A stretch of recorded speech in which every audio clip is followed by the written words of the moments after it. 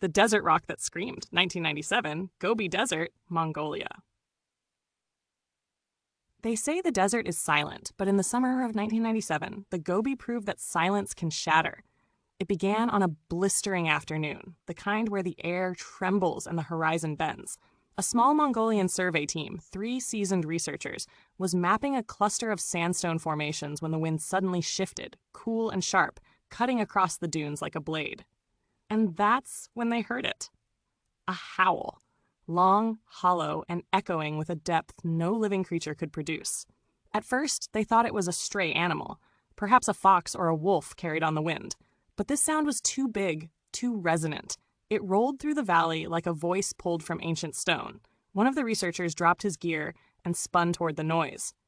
And there it was, a massive boulder, easily the size of a small house, standing alone in the middle of the desert like a forgotten monument. And as the wind pressed through a narrow slit along its base, the rock screamed again, louder this time, so loud it vibrated the sand beneath their feet. The team approached slowly, hearts hammering, unsure whether they were walking toward a natural phenomenon or something far older, far stranger.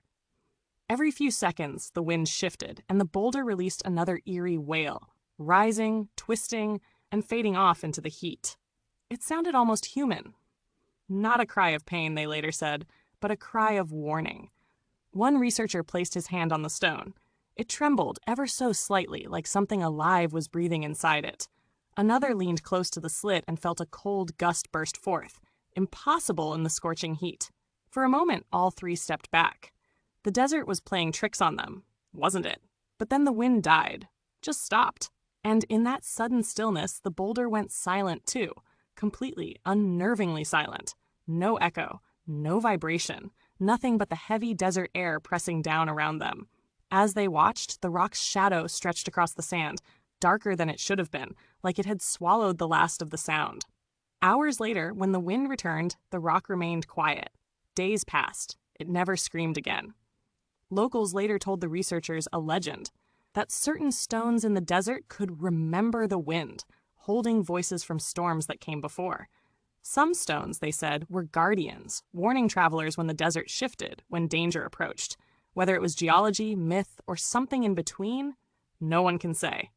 But for those 3 researchers, the memory of that howl has never faded. And the desert, they insist, has a voice, one that only speaks when it chooses.